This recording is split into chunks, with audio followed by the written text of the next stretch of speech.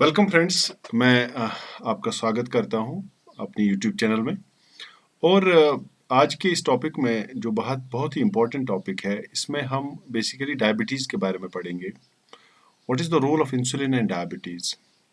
Since आपको पता है डायबिटीज़ एक थर्ड लीडिंग कॉज है डेथ का पूरे वर्ल्ड वाइड में। और इंडिया का फिगर अगर हम देखेंगे तो डायबिटीज़ के हिसाब से इंडिया भी बहुत आगे बढ़ रहा है और माना जाता है कि इन फ्यू ईयर्स इंडिया जो है ये सुपरसीड करेगा चाइना को, और therefore the India would be the future diabetic capital of the world. So it is a very grim situation in India as well, and in order to understand this diabetes, how it is happening and how it is taking place, we have to see the whole topic. And second thing is, we should make people aware about the lifestyle which has changed recently in last few decades. I have seen the lifestyle has changed completely, and I think it might be the probable cause for diabetes, right? Let us learn diabetes. This will be useful for those students who are reading in medical colleges, veterinary colleges, and some allied courses who are doing maybe related to endocrinology. So let us see what is actually diabetes, right? सबसे पहले हम बात करेंगे pancreas की। जैसा आप जानते हैं, पेनक्रियाज एक ऑर्गन है जो पाया जाता है हमारे स्टोमक के जस्ट नीचे। And this pancreas is a heterocrine gland. So far as glandular functions are concerned, pancreas के हमें पता है ये इसमें एंडोक्राइन फंक्शंस भी है, इसमें कुछ ऐसे पार्ट्स है जो एक्सोक्राइन भी है. So it is both endocrine as well as exocrine in nature. And so far as exocrine part is concerned, exocrine part of pancreas is the acini. और उस एसिनी का काम है सेक्रेट करना पेनक्रियाटिक जूस। पेनक्रियाटिक जूस का बड़ा ही important role है, हम जानते हैं किस में, डाइजेशन में, क्योंकि पेनक्रियाटिक जूस में हमारे पास कार्बोहाइड्रेट्स, प्रोटीएसेस, लाइपेसेस जैसे एंजाइम्स होते हैं, और वो एंजाइम्स जो है वो हमारे फूड को डाइजेस्ट करते हैं. Anyways, we are not that's not going to be dealt here because we are not involved with this. We are more concerned right now about the endocrine part of pancreas. So when we discuss the endocrine part of pancreas, it is formed by a group of cells which we call as islets of Langerhans. And these islets of Langerhans, the name was given by Langerhans. That's why जो Langerhans scientist था उसके नाम की बुनियाद पे ही इसका नाम पड़ गया. और माना जाता है करीब करीब हमारे पेनक्रियाज में 1 से 2 मिलियन आइसलेट्स ऑफ Langerhans है in a normal human pancreas. And अगर 2 मिलियन होने के बावजूद भी it represents only 1 to 2% of pancreatic tissue. So pancreatic tissue का 98%, almost 98 to 99% is formed by acini, and a very small portion, that's just 1 or 2%, is formed by the islets of Langerhans, which is endocrine tissue. So after this, when we see what are the scientists who are insulin, because हम directly इसमें relate करेंगे, हमें ज़्यादा मकसद insulin के साथ है. तो आपने सुना होगा इसमें अल्फा सेल्स है, बीटा सेल्स है, डेल्टा सेल्स है ना, पीपी सेल्स है. तो when we talk of insulin की जब हम बात करेंगे, insulin is secreted by the beta cells. Everybody knows it. It is beta cell which is secreting the hormone which we call as insulin. And right, so far as alpha cells are concerned, वो glucagon secrete करते हैं. जब हम delta cells की बात करेंगे तो वो somatostatin secrete करते हैं. और जब हम PP cells की बात करते हैं तो वो PP pancreatic polypeptide hormone produce करते हैं. But right now our concern is with the beta cells, and beta cells are producing a hormone which we call as insulin. Discovery of insulin एक बहुत ही, मैं कहता हूँ, one of the जो wonders, great wonders in the history of science है. Wonderful discoveries जो science के advent में हुई, चाहे वो पेंसिलिन का डिस्कवरी हो गया, चाहे वो एरोप्लेन का इन्वेंशन हुआ, चाहे कोई कुछ और भी हुआ. मैं समझता हूँ कि सबसे एक बड़ी लैंडमार्क डिस्कवरी है formation, this synthesis of human insulin का बनना. क्योंकि इंसुलिन एक ऐसी चीज़ है जिसने हमारी जो भी डायबिटिक पेशेंट्स है, जो काफ़ी इफेक्टेड लोग हैं, और इस इंसुलिन ने उनकी लाइफ को जो है वो बचा के रखा है. Extended the life span of diabetic person by virtue of insulin. Otherwise the insulin patients used to die in some days, कुछ ही दिन में वो मर जाते थे because of diabetic ketoacidosis. So let's see the contributors, the great scientists जो इसके पीछे थे और जिन्होंने ये डिस्कवरी सामने लाई. पहला साइंटिस्ट हमारे पास है शार्पी शेफर. इसने एक ओपिनियन एक्सप्रेस की कि diabetes is caused by failure of islets of pancreas. पता नहीं था इसको. उसने कहा कि डायबिटीज जो आइसलेट्स ऑफ लैंगरहांस है इनके फेलियर से डायबिटीज हो जाती है. ठीक है. लेकिन प्योर एक्सट्रैक्ट इंसुलिन का, pure extract of insulin was extracted by Banting, Best and MacLeod. It was Banting and Best. बड़ा ही अच्छा contribution है इनका Banting and Best का. तो इन्होंने प्योर एक्सट्रैक्ट इंसुलिन का निकाला, यानी इंसुलिन वाज सेग्रीगेटेड आउट. ये जो हार्मोन था it was separated, it was isolated. And there was Ulrich again, he made his efforts to clone the human insulin by recombinant DNA technology. लेकिन इसके बाद बड़ी अच्छी डिस्कवरी हुई जो सैन ने की. उसने पहला ह्यूमन इंसुलिन सिंथेसाइज किया. जो कंपनी जिसने ये सिंथेसाइज किया था उसका नाम था Eli Lilly. That's the US based company. Okay, let's talk of the human insulin. Actually, insulin is not secreted as human insulin. It is not secreted as insulin. Basically, insulin का secretion pancreas में होता है as pro-insulin. सबसे पहले secrete होता है pro-insulin, right? And after the secretion of pro-insulin, what we see, this pro-insulin is getting converted into active form, that's insulin. So pro-insulin is a state where you will find the insulin is in inactive state, and once it is converted into insulin, इसके बाद ही insulin जो है that's the activated state. It means कि हमें inactive से active state बनाना है. And when you talk of pro-insulin, इसमें 3 chains होती है. Chain A, chain B and chain C, right? और ये तो peptide chains होंगे because since insulin is a protein hormone, it is a peptide hormone, it is made up of 3 peptide chains, chain A, chain B and chain C. So far as chain C is concerned, chain C जब भी insulin के साथ associate हो, chain A तो है, chain B भी है, अगर chain C भी associate है इस insulin के साथ, we call it as a pro-insulin. And this pro-insulin has the chain C has almost 33 amino acids. Chain C बना होता है 33 amino acid इसका, right? So if we see तो चेन सी में आपके पास 33 अमाइनो एसिड्स है. अदरवाइज अगर हम एक्टिव इंसुलिन की बात करेंगे तो it's made up of chain A and chain B. Chain A और बी में कलेक्टिवली 51 अमाइनो एसिड्स होते हैं जो 2 पॉलीपेप्टाइड चेन्स में होते हैं, chain 1 and chain A and chain B. And chain A में 21 amino acids and chain B में 30 अमाइनो एसिड्स. सो 21 एंड 30 हो गए 51. सो ओवरऑल अगर हम देखेंगे चेन ए में हमारे पास 21 अमाइनो एसिड्स होते हैं. And so far as chain B is concerned, we have 30 amino acids, and so far as chain C is concerned, we have 33 amino acids. But since this third polypeptide chain, which we call as chain C, gets detached at the time of active formation of insulin, and we can see ये जो detachment होता है ये सारा Golgi अपैरेट्स में होता है. पहले तो राइबोसोम में बनेगा, फिर एंडोप्लाज्मिक रेटिकुलम में जाएगा, आपने सेल बायोलॉजी पढ़ी होगी. अल्टीमेटली ये गोल्गी अपैरेट्स में आ जाएगा. And ultimately when the insulin is excreted out of the cell, it has only 2 chains, that's chain A and chain B, and this insulin is in active form, not in passive form. It is active form because chain C has been detached, right? So this is one thing. इसके बाद अगर हम बात करेंगे, this is, ये मैंने structure बनाया है, आप जरा ध्यान से देखिए. दिस इज पहली वाली चेन है, ये चेन ए है, इसमें 21 अमाइनो एसिड्स है. उसके बाद चेन बी है नीचे जिसमें कि 30 अमाइनो एसिड्स है. और the chain A and chain B are linked to each other, they are linked to each other by disulphide bonds. Chain A और चेन बी जो है आपस में डाइसल्फाइड बॉन्ड के कनेक्शन से लिंक होते हैं. They are linked to each other by disulphide bonds.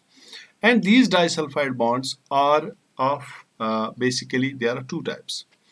Disulfide bond intrachaic हो सकता है या interchaic हो सकता है. So chain A और chain B को लिंक करने के लिए हमारे पास disulfide bonds होंगे जो interchaic हो सकते हैं या intrachaic हो सकते हैं. They may be interchaic or they may be we can say intra-chain. These two types of we can say chain disulfide bonds can exist between the chains, between the two chains or within the same chain.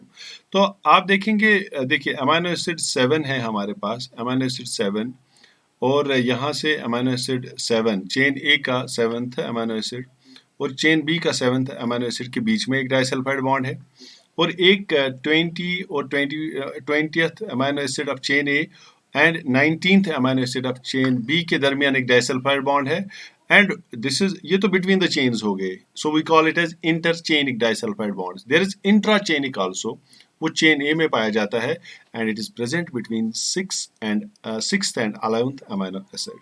So these are the disulphide bonds जो आपको insulin का chain A और chain B बनाता है. Understand? Now when we talk of the target tissues of the insulin, देखिए बहुत ही interesting है lecture, क्योंकि इसमें बहुत सारी बातें आपको सीखने की है. जब मैं देखूंगा इसका टारगेट टिश्यू कौन सा है इस इंसुलिन का, तो the target tissue of insulin is the liver. एक तो लिवर है, मसल्स है एंड एडिपोज टिश्यू है. So at 3 places usually the insulin is working. One is at the liver. You can understand liver का काम glucose के साथ relation में है. Understand, you know there is glycogenesis, there is breakdown of glycogen, there is formation of glycogen which is taking place in liver, and muscles are basically utilizing the glucose, because आपको पता है muscles में uptake of glucose हो जाता है. And adipose tissue is also related to, is one of the target tissue of the insulin. What we call this hormone, ये जो हमारे पास इंसुलिन है, क्या मैं इसको एनाबॉलिक हार्मोन बोलूं या कैटाबॉलिक हार्मोन बोलूं? तो याद रखिएगा, insulin is basically one of the anabolic hormones. Anabolism means it is related to anabolism, and anabolism means if we form the proteins, if we form the fats, if we form proteins अगर हम बनाएंगे, fats अगर हम बनाएंगे, ऐसे roles को कहते हैं anabolic roles. So insulin has anabolic role to play, right? सबसे पहले let's see the effects of quickly effects of the insulin क्या क्या है. सबसे पहले आपको पता है ये ग्लाइकोजेनेसिस करता है. ग्लाइकोजेनेसिस का मतलब क्या होता है? ये कन्वर्ट करेगा ग्लूकोज को ग्लाइकोजन में इन लिवर एंड मसल्स. आपको पता है ultimately what is the basic aim, basic function जो इस इंसुलिन को करना है. बेसिक फंक्शन इसका ये है कि इसको ब्लड का ग्लूकोज लेवल कम करना है. वी नो इट, इसका ब्लड का ग्लूकोज लेवल कम करना है.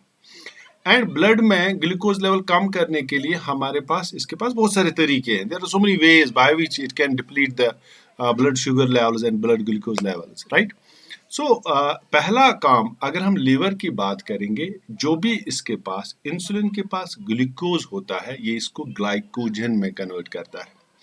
And not only in liver but also in case of muscles, because storehouse of glycogen, अगर हम देखेंगे हमारे पास 2 storehouses है glycogen के. one is the liver and second is the muscles. तो इसका मतलब liver में और muscle में ये ग्लूकोज को कम करना है इसको, और therefore इस ग्लूकोज को कन्वर्ट करेगा into glycogen, and this process is known as glycogenesis. And देखिए there are so many confusions among students between this glycogenesis, glycogenolysis, gluconeogenesis. आप हमेशा डेफिनेशन से पूछिए, आप टर्म से पूछिए, तो ये आपको इसकी डेफिनेशन बताता है. आप जरा देखिए, इट इज ग्लाइकोजेनेसिस, ग्लाइकोजेनेसिस यानी ग्लाइकोजन का नेसिस बनना. So it is the formation of glycogen. Where from glycogen is formed? It is formed from glucose. Very simple, हम इसको इस तरह से याद रख सकते हैं. सो पहला काम है इसका काम है ग्लूकोज को लेवल को कम करना, और ये हमारा एक्टिव रोल करता है लिवर में और मसल्स में. वहां इस ग्लूकोज को ये कन्वर्ट करता है इनटू ग्लाइकोजन. ठीक है. The second function if I will see, it will stimulate the oxidation of glucose. It will stimulate the oxidation of glucose. Oxidation of glucose is taking place at cellular levels.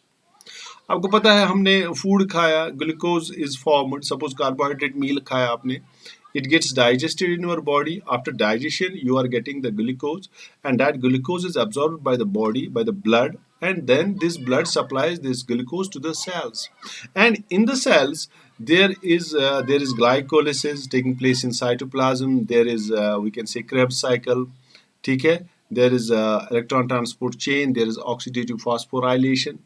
तो अगर आप metabolism देखेंगे इस glucose का, ये आपने पढ़ा होगा कार्बोहाइड्रेट का मेटाबॉलिज्म, तो हमारे पास ये मेटाबॉलिज्म में हमें बेसिकली इसको सेल के अंदर एलो करना है एंड इस ग्लूकोज का एंट्री सेल के अंदर करवाना है और ग्लूकोज सेल के अंदर बर्न होगा. It has a calorific value. It is a fuel. We can say it's a fuel. ये हमारा मेटाबॉलिक फ्यूल है because we are burning glucose. So हमें इस ग्लूकोज को सेल के अंदर पहुंचाना है and the role has to insulin has to play a role, major role in this. क्या करता है इसको समझिए. It stimulates oxidation of glucose. Yes, लेकिन तब करेगा by allowing the transport of glucose into cells.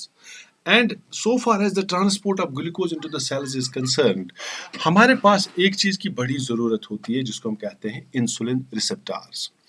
जो हमारा सेल है, सेल का मेम्ब्रेन है, सेल के मेम्ब्रेन के ऊपर आप देखेंगे हमारे पास इंसुलिन रिसेप्टर्स होते हैं और इस इंसुलिन का काम है इन रिसेप्टर्स को एक्टिवेट करना और ये जब एक्टिवेट हो जाएंगे तभी ये ग्लूकोज को ब्लड से सेल के अंदर ले लेंगे. यही मैं कह रहा हूं. So we have the glucose transporters, GLUT जिनको हम कहते हैं, glucose transporters. They are located on the cell membrane and these glucose transporters जो है they will allow the glucose to come in. For example आपको पता है हमारे पास एक गेट कीपर होता है एंड गेट कीपर खड़ा होता है गेट के पास और वो अलो करता है किसी पर्टिकुलर चीज को अंदर आने के लिए, किसी पर्सन को अंदर आने के लिए. Similarly if we have to send the glucose in, we need glucose transporters and these glucose transporters are under the control of insulin. ठीक है. So let's discuss these glucose transporters in detail. अगर आप देखेंगे मैंने पहली बात मैंने बोला इनका काम है transport of glucose across the plasma membrane by a process known as facilitated diffusion. Facilitated diffusion शायद आप जानते होंगे. फैसिलिटेटेड डिफ्यूजन एक पैसिव ट्रांसपोर्ट है जिसमें हम सब्सटेंसेस को अलो करते हैं from an area of higher concentration to the area of lower concentration. But facilitated diffusion is being facilitated by some proteins. जैसे यहाँ पे ग्लूकोज ट्रांसपोर्टर्स है, किसी और जगह कोई और किस्म का प्रोटीन है. तो खैर ग्लूकोज का ट्रांसपोर्ट सेल के अंदर होता है by following concentration gradient. Okay. And this जो गुलेट है, ग्लूकोज ट्रांसपोर्टर्स है, ये एक प्रोटीन फैमिली है जो आपको मैमेलियन सेल्स में मिलती है. ठीक है. एंड ये जो इंसुलिन रिसेप्टर की बात मैंने की, ग्लूकोज ट्रांसपोर्टर की बात की, इंसुलिन रिसेप्टर इसको बोल सकते हैं. ये इंसुलिन रिसेप्टर टेट्रामेरिक प्रोटीन होता है. इसके 4 सब यूनिट्स होते हैं और ये सब यूनिट्स आपस में डाइसल्फाइड बॉन्ड से बंधे हुए होते हैं. सो हम याद रखेंगे इंसुलिन रिसेप्टर एक टेट्रामेरिक प्रोटीन है. इसमें 4 सब यूनिट्स होते हैं, 2 अल्फा होते हैं और 2 बीटा होते हैं. So there are 4 subunits, 2 alpha and 2 beta. ये जो हमारे पास गुलेट ट्रांसपोर्टर है या इंसुलिन रिसेप्टर है, इस इंसुलिन रिसेप्टर के 4 सब यूनिट्स होते हैं. 2 सब यूनिट्स यानी कि जो 2 अल्फा सब यूनिट्स है वो सेल मेम्ब्रेन की ओर होते हैं और जो 2 बीटा सब यूनिट्स होते हैं ये मेम्ब्रेन को पियर्स करके साइटोप्लाज्म की ओर आते हैं. सो हम बोलेंगे तो बाहर से कनेक्शन जो पहले होता है ग्लूकोज का, वो कनेक्शन होता होगा किसके साथ, अल्फा सब यूनिट्स के साथ, और फिर ग्लूकोज की एंट्री फैसिलिटेट की जाती होगी और फिर ये पहुंचता होगा किसके पास, बीटा सब यूनिट के पास, और बीटा सब यूनिट के जस्ट नीचे हमारा साइटोप्लाज्म है. अंडरस्टैंड. एंड ये हमारे पास एग्जाम्पल है गुलेट रिसेप्टर्स की. गुलेट 1, गुलेट 2, इसमें लगभग 20-21 गुलेट रिसेप्टर्स के टाइप्स है. We have GLUT 1, GLUT 2, GLUT 3, GLUT 4, GLUT 5. अगर हम देखेंगे GLUT 1 receptors are predominantly found in RBCs. Similarly, gulet 2 are found predominantly in liver. Gulet 3 is very important. Gulet 3 is found in case of gulet 3 आपको मिलेगा brain में, याद रखिएगा. It is very important. Gullet 3 you will find in brain. So brain की sales में हमारे पास ये gullet 3 होता है, राइट. तो आपको ब्रेन में गुलेट 3 मिलता है. इसके बाद अगर आप देखेंगे गुलेट 4, ये आपको मसल और एडिपोस टिश्यू में पाया जाता है, और गुलेट 5 आपको इंटेस्टाइन्स में पाया जाता है. तो ये मैंने कुछ एग्जांपल्स दिए, बट ब्रेन का स्पेशली याद रखिएगा. ब्रेन में हमारे पास गुलेट 3 रिसेप्टर्स होते हैं जो अलो करते हैं, फैसिलिटेट करते हैं transport of the glucose from outside of the cell to the inside of the cell by adopting the process of facilitated diffusion. And these GLUT receptors are directly under the control of insulin, and insulin will be acting on these glucose transporters by which it will allow the movement of glucose from one side of cell to the other side. All right, this is thing. And one more thing I will tell you.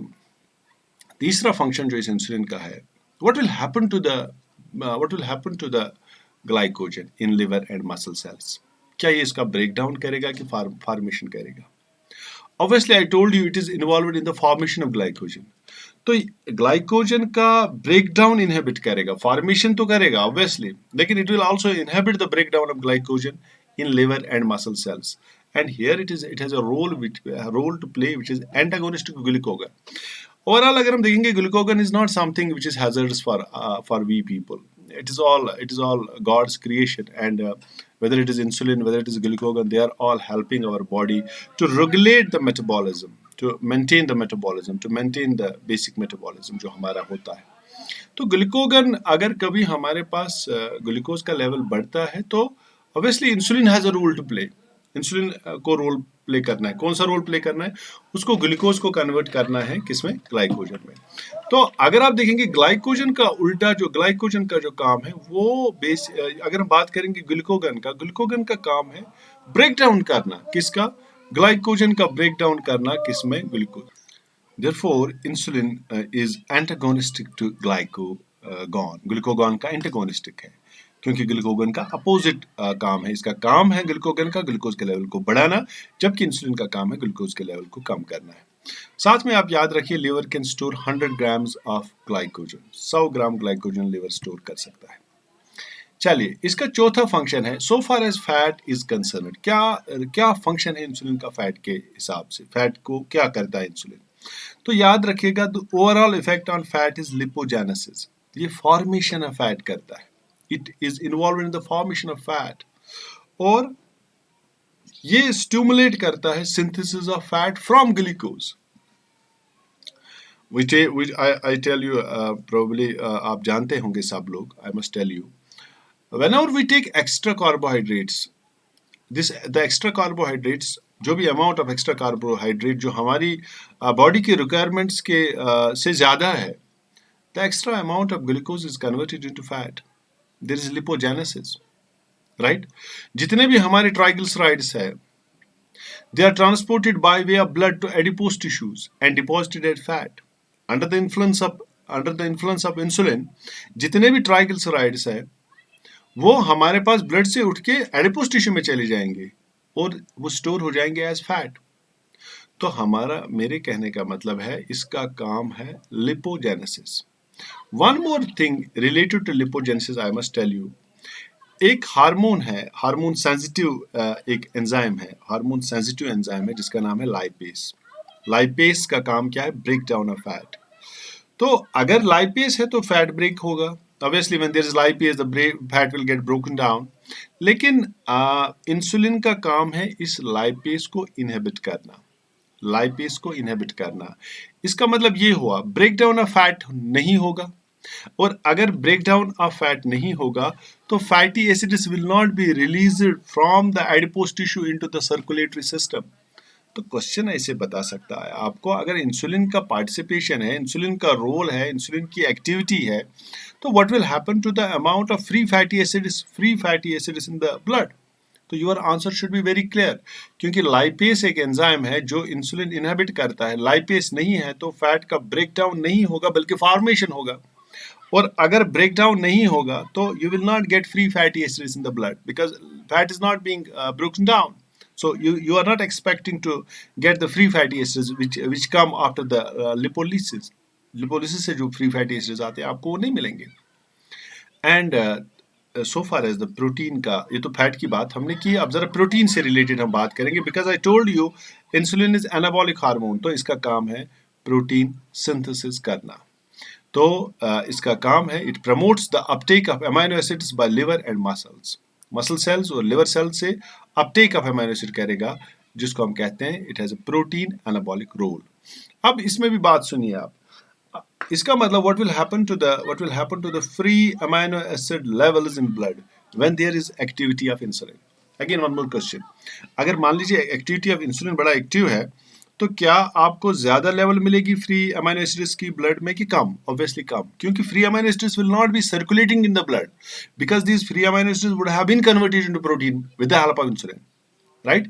तो इसका मतलब ये भी आप समझ लीजिए कि इसका प्रोटीन एनाबॉलिक रोल है, इसका रोल है लिपोजेनेसिस, राइट। एंड देखिए कभी कभार जैसे हमारे पास अल्फा सेल्स है, बीटा सेल्स है। Alpha cells produce a hormone known as glucagon, well as beta cells produce a hormone known as insulin. Glucagon का काम है ग्लूकोज के लेवल को बढ़ाना, वेल एज जब हम बात करेंगे इंसुलिन की, इसका काम है ग्लूकोज के लेवल को कम करना। तो अगर हमें जब बिकॉज ये सारी चीज़ें हम मैन में तो नहीं पढ़ते, मेरा मतलब है मैन में हम एक्सपेरिमेंट नहीं करते, we experiment it in rats. हम डायबिटीज इंड्यूस करते हैं रैट्स में, we have models, we have a particular model for inducing the diabetes in rats। तो उसके बाद हम देखते हैं, देखिए अगर हमारे पास ग्लूको इंसुलिन नहीं है तो ग्लूकोगन है, ये प्रॉब्लम होगा, दोनों है, because glucose level will be maintain. And if you want to analyse what is diabetes, what are the various effects of diabetes, तो हमको रैट में डायबिटीज इंड्यूस करना है। तो इसलिए अगर हमको इंसुलिन का रोल देखना है तो हमको अल्फा सेल्स को डिस्ट्रॉय करना है, और अल्फा सेल्स का डिस्ट्रक्शन हम कर सकते हैं कोबाल्ट क्लोराइड से। Alpha cells are damaged, glucagon will not be produced, you can see the effects of insulin. And अगर आपको ग्लूकागॉन का इफेक्ट देखना है तो then you destroy the glucagon का इफेक्ट देखना है तो अल्फा सेल्स को डिस्ट्रॉय कीजिए जो इंसुलिन सीक्रेट करते हैं, and alpha cells are destroyed by alloxan. ऐसे मॉडल्स हम बनाते हैं, एलेक्सॉन मॉडल्स हम बनाते हैं, एलेक्सॉन ट्रीटेड मॉडल्स हम रैट्स में बनाते हैं, जिनमें फिर क्या कहते हैं इसको, आइसोलेट्स ऑफ लैंगरहॉर्न जो है वो डिस्ट्रॉय हो जाते हैं। अंडरस्टैंड। तो इसके बाद अगर हम बात करेंगे नेक्स्ट स्लाइड की, तो let's come with the insulin disorder, जो मेनली हमारा एम्फेसिस है, because we are basically studying hypoglycaemia and hyperglycaemia. देखिए इंसुलिन डिसऑर्डर्स में दो चीज़ें हैं, या तो इंसुलिन या तो ग्लूकोज लेवल बढ़ेगा, जिसको हम बोलेंगे इंसुलिन डिसऑर्डर रिलेटेड क्या हाइपरग्लाइसीमिया, या तो ग्लूकोज का लेवल कम होगा जिसको हम हाइपोग्लाइसीमिया बोलेंगे। Let's discuss first hyperglycaemia. Since diabetes is the main cause of hyperglycaemia, you know hyperglycaemia से जो बीमारी होती है उसको डायबिटीज कहते हैं, है ना, diabetes mellitus, right. And this diabetes is of two types, basically diabetes दो किस्म की होती है। One is the insulin dependent diabetes mellitus, जिसको हम टाइप 1 डायबिटीज कहते हैं, and second is non insulin dependent diabetes mellitus, जिसको हम टाइप 2 डायबिटीज कहते हैं। So type 1 is insulin dependent whereas type 2 is insulin independent, right? We will study them one by one. Okay, आपको पता है what is the normal blood glucose level? अगर fasting की बात करेंगे आप, फास्टिंग में हमारा ब्लड ग्लूकोज लेवल, ह्यूमन की बात कर रहा हूँ, it should be 80 to 100 milligrams per day.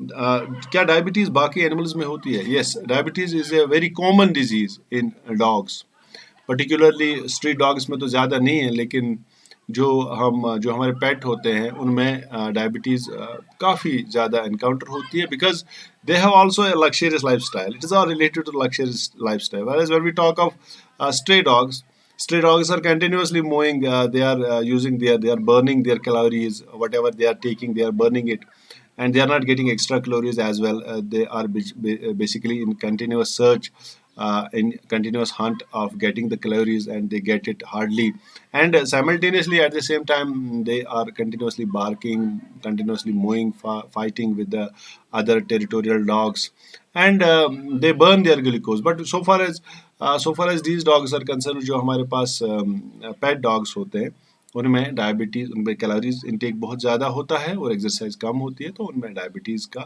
Onset होता है, right, that too type 2 diabetes particularly. So when we see the normal blood glucose level of humans, fasting में हमारा 80 to 100 मिलीग्राम्स पर डे होना चाहिए। And when we talk of random और postprandial का मतलब होता है खाना खाने के बाद, पोस्ट प्रेंडाइल, ठीक है। Post prandial it is 100 to 140. So we should have the range between 80 to 100 if we go for the fasting, and if we go for post prandial it should be 100 to 140, right? ये तो blood glucose level की मैंने बात की। अब जरा insulin dependent diabetes mellitus की बात करेंगे, जो टाइप 1 डायबिटीज होती है। देखा गया है पर्टिकुलरली इन यूएस, देखा, इसको हम बोलते हैं जुवेनाइल डायबिटीज, क्योंकि ये बच्चों में होती है। ये usually those people who are younger than 20 years old, 20 years की से यंगर जो होते हैं, उनमें ये डायबिटीज़ का इंसिडेंस पाया जाता है। और इस वाली डायबिटीज़ में देखिए क्या हो सकता है, या तो आपके पास बीटा सेल जो है इसमें इंजरी हो गया है, because of some reason there is injury to the beta cells, और अगर inborn है तो beta cells है ही नहीं, there is a problem with the beta cells, and therefore beta cells are not producing the insulin right from the birth, or even after birth there may be some infections also, जिसकी वजह से destruction हो गई beta cells की, जैसे viral infection to pancreas है, या हमारे पास ऑटो इम्यून डिसऑर्डर है. In case of autoimmune disorders, you should remember, autoimmune disorder में our cells, our immune system is acting against the beta cells and destroying them, and resulting in type 1 diabetes. ठीक है, so type 1 diabetes का काज कुछ भी हो सकता है. Incidence अगर हम देखेंगे, जितने भी डायबिटिक लोग हैं उनमें 5 to 10% पीपल जिनमें डायबिटीज है उनको इंसुलिन डिपेंडेंट डायबिटीज होती है. 5 to 10% ऑफ डायबिटिक पीपल, जो भी डायबिटीज है टाइप 1 या टाइप 2 में, 5 से 10% लोगों में आप देखेंगे there is insulin dependent diabetes mellitus, which we also call as type 1 diabetes, right? And what will happen in type 1 diabetes? Since your beta cells are not there, what will happen? So you are not, your body is not supposed to regulate the blood glucose levels. There is no question of regulation of blood glucose level. आपकी body में blood glucose level regulate नहीं होगा, आपकी body में blood glucose level continuously high रहेगा, because insulin नहीं है. So what will happen, there is chronic high glucose concentration, and ये जो ग्लूकोज कंसेंट्रेशन ज्यादा रहती है, ये क्या करती है अल्टीमेटली, तो कंटिन्यूअसली जब आप देखेंगे कि ग्लूकोज लेवल जो है वो ज़्यादा रहा है, तो आप देखेंगे कि वहाँ पे टिश्यू इंजरी होती है. ग्लूकोज लेवल ज़्यादा होने से टिश्यू इंजरी होती है.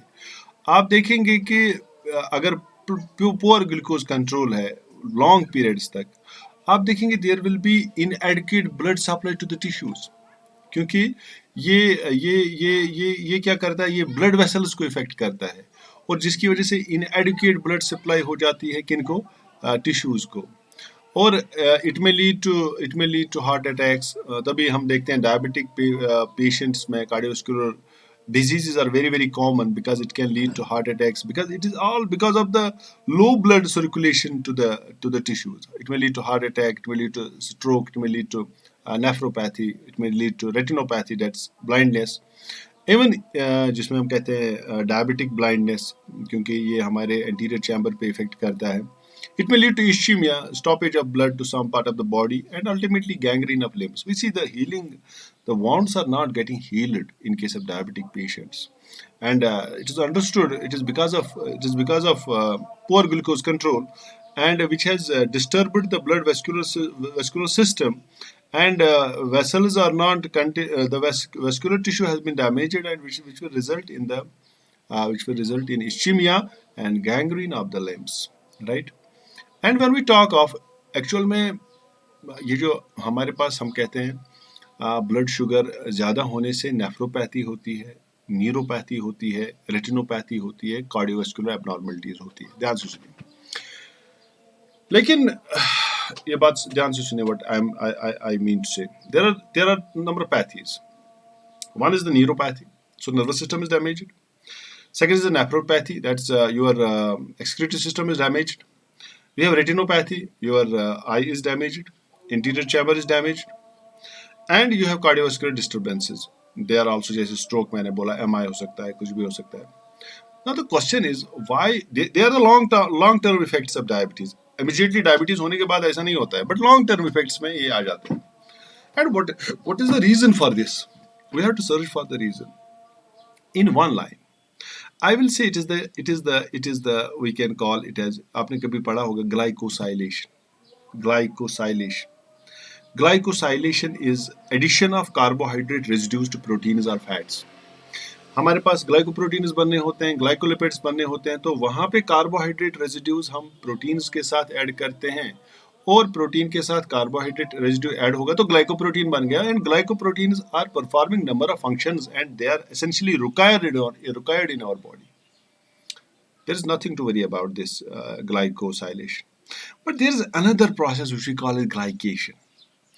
Glycosylation is a normal process, but glycation is an abnormal process. In glycation, आप देखते हो When you have poor glycemic control, जब एक डायबिटिक पेशेंट का ग्लाइसेमिक कंट्रोल पुअर होता है, उसका ग्लूकोज लेवल कंटिन्यूअसली हाई होता है, तो ग्लूकोज की टेंडेंसी होती है, इट में bind with the protein non specifically. Tendency, there is a tendency of glucose to interact, to react with the proteins, but not specifically as in case of जैसे मैंने आपको बोला ग्लाइकोसाइलेशन, ऐसा नहीं होता है, लेकिन नॉन स्पेसिफिकली ऐसे ही मिल गए, उस प्रोटीन की अवेलेबिलिटी नहीं हुई, प्रोटीन का काम नहीं हुआ, protein will not function. A glycoprotein was functioning, but this type of glycoprotein which is formed non-specifically is not able to perform its functions. And at that time, this will be a type of abnormal protein. Long term effects में जब हम देखेंगे ये जो मैंने glycation बोली, the process of glycation is taking place in the brain, leading to neuropathy, taking place in the kidneys, leading to nephropathy, taking place into the retina, leading to we can say क्या कहते हैं इसको, retina में retinopathy, and also in the blood vessels, which leads to the cardiovascular abnormalities. Whether it is type 1 diabetes or type 2 diabetes, glycation, if there is a poor glycemic control, these things has to happen after some period of time, probably after a decade, maybe more than a decade, but these things are going to take place. And not decade, it may take just 5 years. If there is no diabetic control, if there is no glycemic control, it can take place quickly. तो ये hamper करता है एक इंसान की body को, understand. तो चलिए, non insulin dependent diabetes millets. अब वो जो मैंने बोली diabetes, it is insulin dependent. Why it is insulin dependent? Because आप समझते हैं कि बीटा सेल नहीं है तो इंसुलिन नहीं है, तो इसका मतलब ऐसे पेशेंट्स को इंसुलिन नहीं बनता. तो what is the treatment? Line of action is just insulin दे, तो मामला खत्म, काम हो जाएगा. You can extend the life of such patients who are born or who have inherited or who have type 1 type of diabetes. You can manage these patients by giving insulin continuously. You are giving insulin to them, and they can live for a good, we can say for some years they can live comfortably. But when we talk of non-insulin dependent, this is not dependent on insulin. What is this? This is type 2 diabetes. और ये type 2 diabetes जो है, यही है वो diabetes जो हम अक्सर किस्म की डायबिटीज मानते हैं. माना जाता है it is incidence is 90 to 95% of diabetic people, those people who are with the diabetes, 90 to 95% type 2 diabetes होती है. And its onset is taking place in elderly people, जो बुजुर्ग लोग होते हैं, उनमें ज्यादा हो जाता है. व्हाट इज द रीजन, हम ये डिस्कस करेंगे. यहाँ पे प्रॉब्लम ये है, ये जो आपका गेट कीपर था, इस गेट कीपर से मिलने कोई आता था 5-6 बंदे लेके, और वो जो मिलने आता था उसको कहता है इनको छोड़ो, वो उसका बॉस था. इस गेट कीपर का बॉस वो था जो इसके पास आता था और बोलता था इन आदमियों को अंदर छोड़ दो, ठीक है. बट अनफॉर्चुनेटली क्या हो गया है, ये जो गेट कीपर का है, इसका मेंटल सेटअप चला गया. He is not a physical being, he is not a well, his brain is not well, mental health is not well. So ultimately what will happen to this gatekeeper, he will not recognize मेरा owner कौन है. यही बात हो रही है. सो target cell, हमारे पास insulin initially होता है टाइप 2 डायबिटीज में, इंसुलिन की कमी नहीं है, लेकिन there is a stage of insulin resistance. Insulin resistance means ये जो हमारे पास गुलेट रिसेप्टर्स है, दे आर नॉट अंडरस्टैंडिंग कि भैया हमारे पास तो इंसुलिन है, हमारे सामने इंसुलिन है, we have to facilitate the uptake of glucose. They are not recognising the insulin. So हम बोलेंगे the target cells become less sensitive to insulin, इनकी सेंसिटिविटी कम हो जाती है. They are not understanding this is insulin, and therefore when they won't understand this is insulin, they will not allow the transport of substances, transport of glucose from outside to inside, right? So this is a stage which we call as a stage of insulin resistance. And insulin resistance क्यों होता है? अक्सर आपने observe किया होगा, middle aged, बात कीजिए middle aged male और फीमेल की, हमारा लाइफस्टाइल चेंज हो गया है. We take more calories. आपको पता है हम बहुत सारी कैलोरीज खाते हैं, और कैलोरीज खाने के बाद क्या होता है कि we are not burning it, and what happens, there is lipogenesis, बहुत सारा फैट बन जाता है हमारी बॉडी में, and the extra fat is a problem. extra fat acts as a hormone. It disturbs your endocrine setups. ये जो extra fat आपने deposit किया because of taking health, because of taking number of foods which are rich in fat and exerting less, burning less, what happens अंदर आपके एक syndrome होता है जिसको metabolic syndrome कहते हैं. Metabolic syndrome is a disturbance in the metabolism. Your fat is more. Your fat acts as an endocrine tissue, and ultimately ये insulin की सेंसिटिविटी को कम करता है. this वहाँ से ही आप देखेंगे किसी भी मिडिल एज्ड मेल में पहले उसका बेली फैट बढ़ जाता है, उसके बाद कुछ दिनों बाद वो लिपिड प्रोफाइल करता है, वो बड़ा होता है, ठीक है. उसके बाद आप देखते हो अचानक ये कहता है कि मुझे डायबिटीज़ भी हुआ है, अभी हुआ है, मेरा HbA1c 8 है, 9 है, 10 है, ऐसा है, मुझे डायबिटीज़ हुआ है.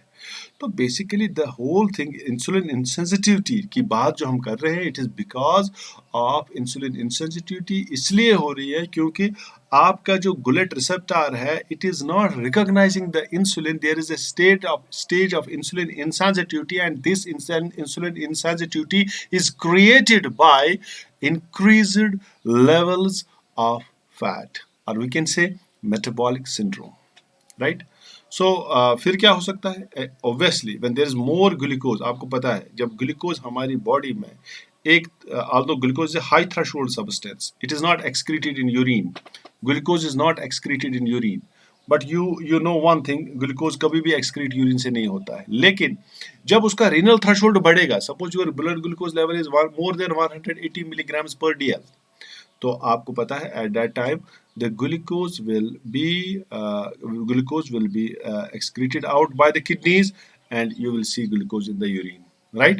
We call this condition as glycosuria. So diabetic patients में अगर uncontrolled blood glucose level है तो उनमें ग्लाइकोशूरिया होता है. पहला ये भी एक सिम्टम होता है कि उनके यूरिन में ग्लूकोज होता है. And you know in the lab you do the testing of the glucose. कैसे करते हैं आप? कैसे आप ग्लूकोज को डिटेक्ट करते हैं यूरिन में? You know it is by way of Benedict's test, Fehling's solution और Benedict's test. Benedict's test is a we can say it's a qualitative test for detection of blood glucose in urine. आप उसमें Benedict solution लेते हैं, आप देखते हैं colour change. और याद रखिएगा अगर आप में ग्रीनिश, चलो लैब से रिलेटेड है तो थोड़ा बोल देते हैं, अगर ग्रीनिश प्रेसिपिटेट मिलेगा तो आप समझिएगा 0.5% कंसंट्रेशन है ग्लूकोज की यूरिन में.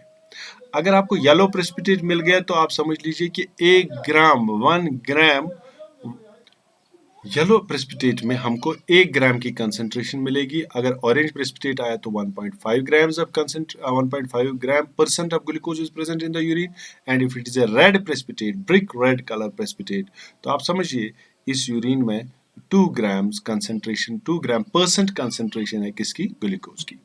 ओके, अब आपको पता है there will be a state of osmotic disturbances because you are excreting glucose out. What will happen? Along with the glucose, you will take large amount of water. Because glucose आ रहा है, excrete out हो रहा है, तो glucose will definitely snatch large amount of water in the kidneys. And what will happen? There will be a stage which we call as dehydration. You are losing more urine. Losing more urine. Polyuria will be there. Frequent urination will be there. And उससे क्या होगा? Dehydration हो गया तो obviously आपको प्यास ज़्यादा लगेगी. प्यास लगने को बोलते हैं polydipsia. It will lead to polydipsia. So the cells are unable to utilize glucose and other carb. अब cells के पास तो ग्लूकोज है नहीं, because ग्लूकोज तो है बहुत सारा, लेकिन हम उसको यूटिलाइज नहीं कर पा रहे, सेल के अंदर ही नहीं भेज रहे. तो जब आप सेल के अंदर मेटाबॉलिक फ्यूल को नहीं भेज रहे तो सेल का गुजारा किससे चलेगा? तो इसको अल्टरनेटिव के लिए ढूंढना, because glucose is not in the cell. अब ग्लूकोज तो बर्न सेल के अंदर नहीं होगा, लेकिन सेल को तो एनर्जी चाहिए, हमारी एनर्जी डिमांड्स है, हमारी एनर्जी नीड्स है. We have to compensate the energy needs. And how we will compensate? We will compensate it from the fats and proteins. Now glucose is not there, carbohydrate is not there, so cells will burn up the proteins and fats. They are utilized, and what will happen? एक इंसान का protein का level भी कम हो जाएगा, एक इंसान का फैट का लेवल भी डिप्लीट होगा. तो इससे होगा ये कि पर्सन बिकम्स वेरी वीक. आप देखते हो पहले तो मोटापा आ जाता है, फिर डायबिटीज हो गई तो फिर कुछ सालों बाद वो बड़ा लीन एंड थिन होता है, because he has lost his protein depletes, he has lost his fat depletes, because glucose is not available as a source of energy. We have to take some second thing as a remedial measure for burning for burning as a calorific fuel, and the alternative with us is the fat and the protein. So the protein levels and the fat levels will be depleting in a patient having poor glycemic control. And what will happen? So insulin deficiency causes lipolysis of storage fat. There will be breakdown of fat. अगर breakdown of fat हो गया तो there will be increased amount of free fatty acids. आपको मैंने बोला है कि lipase एक एंजाइम है जो इंसुलिन इनहिबिट करता था, है ना, जो इंसुलिन इनहिबिट करता था, लेकिन अब इंसुलिन सेंसिटिव नहीं है तो लाइपेस जो एंजाइम है it will not B inhibited. So lipase की एक्टिविटी बढ़ जाएगी. More and more fat will be, there will be more and more breakdown of fat, and there will be more and more free fatty acids in the blood stream. So आप इस तरह से देखेंगे hydrolysis of triglycerides will be taking place, and there will be release of large number of fatty acids in the blood. Understand? This is one more thing. And if we see what will happen to the cholesterol concentration, मैं blood की बात कर रहा हूँ. जब भी मैं किसी चीज़ से, जब भी हम कोई एनालाइट की बात करते हैं हम ब्लड से रिलेटेड करते हैं इसको. What will happen to the plasma cholesterol concentration? आप याद रखिए द कोलेस्ट्रॉल कंसंट्रेशन, क्योंकि एक्सेस ट्राइग्लिसराइड्स ब्लड में आ गए, कोलेस्ट्रॉल कंसंट्रेशन ज़्यादा हो गया बिकॉज फैट का ब्रेकडाउन होता है, तो कोलेस्ट्रॉल का भी ब्रेकडाउन हो जाएगा, ये ब्लड की वेसल्स में आ जाएगा, ट्राइग्लिसराइड ब्लड की वेसल में आ जाएगा, ये नैरोविंग करेगा इस वेसल की, जिसको हम कहते हैं atherosclerosis, narrowing of blood arteries, blood vessels, and uncontrolled diabetes will lead to arteriosclerosis and atherosclerosis. There is narrowing of the blood vessels, और उनकी इलास्टिसिटी जो है आर्टरीज की वो लूज हो जाएगी. अंडरस्टैंड? तो यही से तो कार्डियोवास्कुलर डिजीज का जेनेसिस होगा.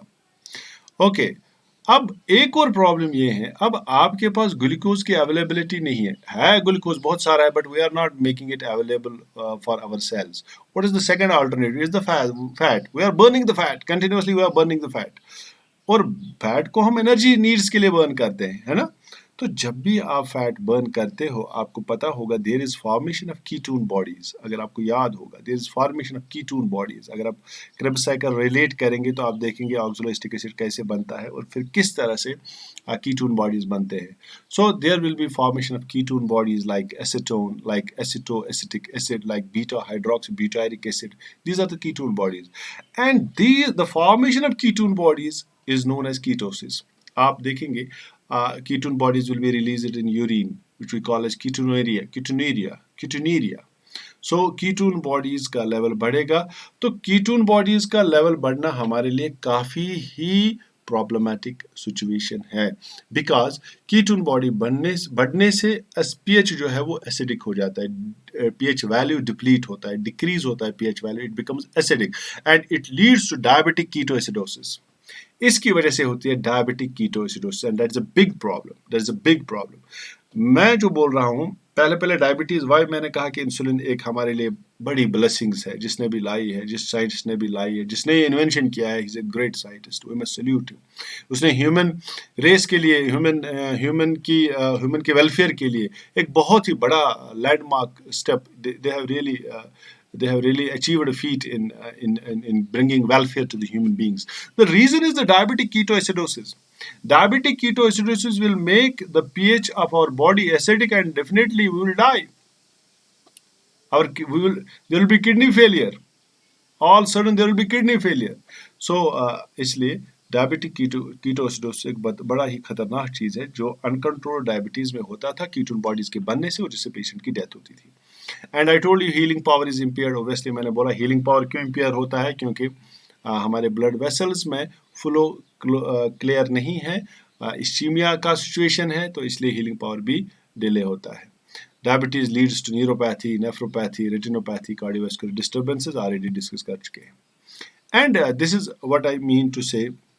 देखिए, आपके दिमाग में एक क्वेश्चन आएगा कि अगर डायबिटिक पेशेंट्स में ब्लड ग्लूकोज लेवल ज़्यादा होता है, लेकिन मैंने आपको बोला पहले हाइपर इंसुलिनिक स्टेज होता है, मतलब ये है, देखो क्या होता है.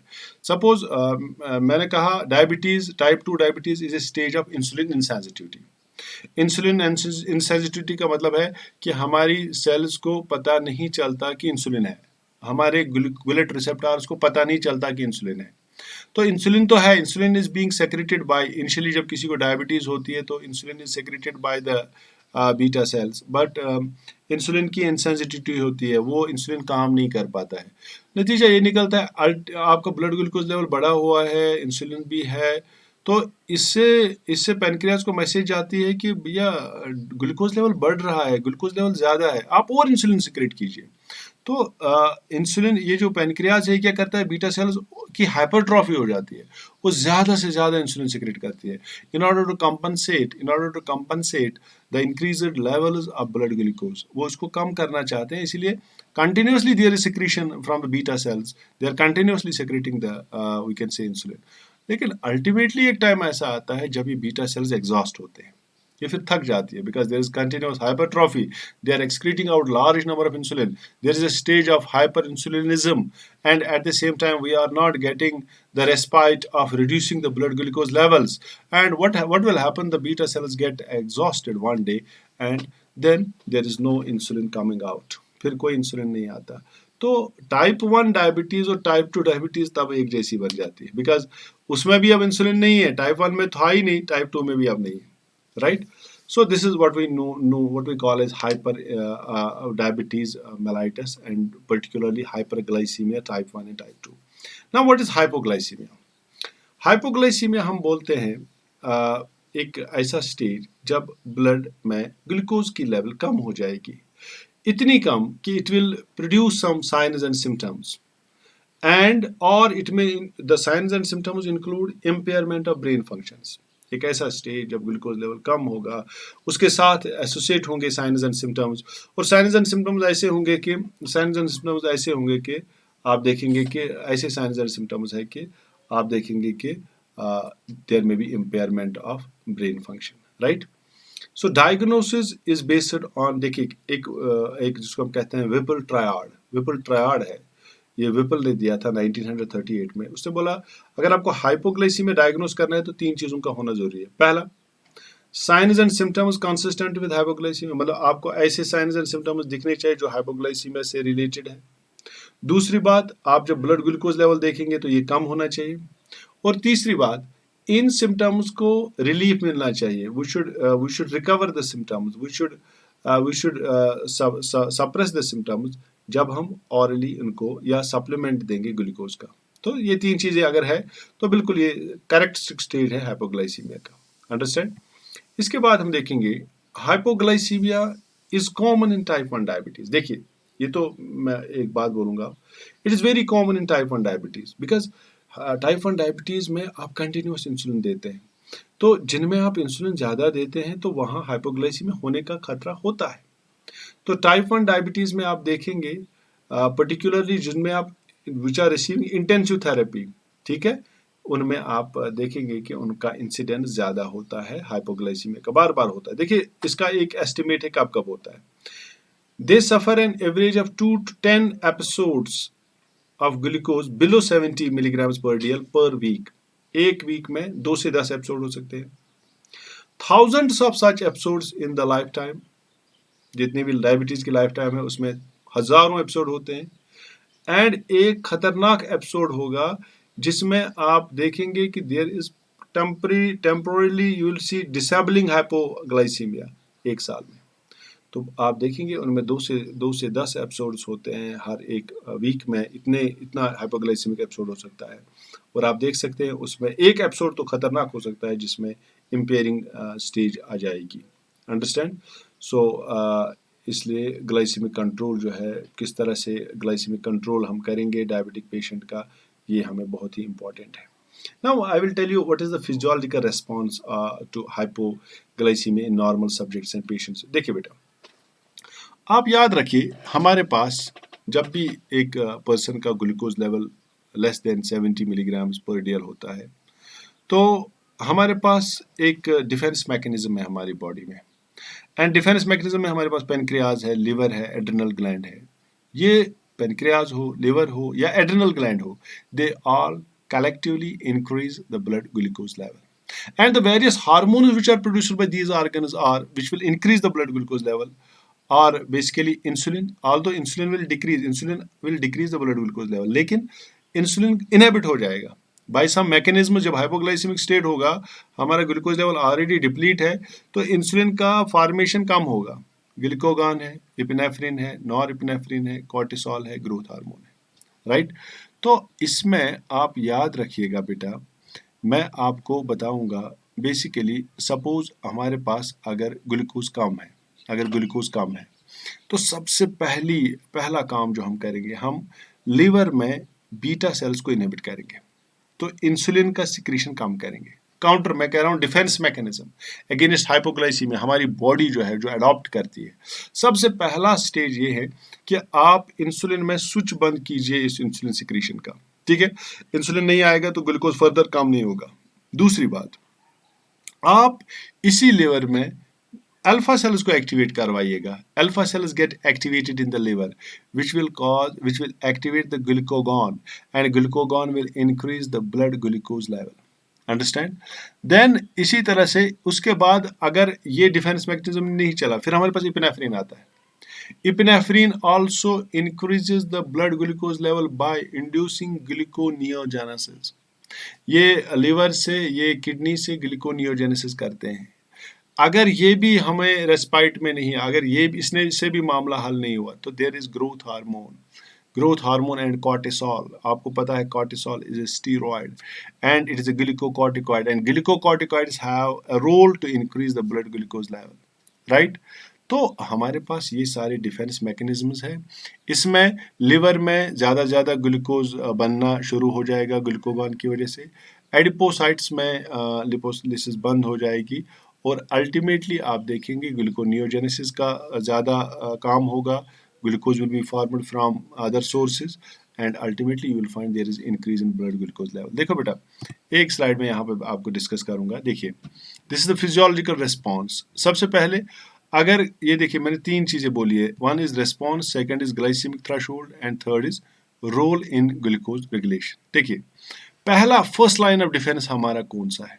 फर्स्ट लाइन ऑफ डिफेंस वो है हमारा जब 80 से 85 ग्लूकोज लेवल हो जाएगी, कम हो जाएगी, तो उस वक्त इंसुलिन जो है इसको इनहिबिट करेंगे। This is the first line of defence. पहले इंसुलिन को बंद कीजिए, you just close down the insulin, glucose level will be maintained, because glucose level, insulin will be decreasing the glucose level when you have the hypoglycemic state, and even you have a very when you have some low blood glucose levels like 80 to 85, at that time you close, you put the switch of insulin off, आप insulin को बंद कीजिए। This is the first line of defense. The second line of defense is the glucagon. दूसरा line है हमारे पास, चलिए glucagon को activate कराइए, तो ये क्या करेगा, ये ग्लाइकोजन को ग्लूकोज में कन्वर्ट करेगा, तो ग्लूकोज लेवल इंक्रीज हो जाएगा। This is the second line of defence.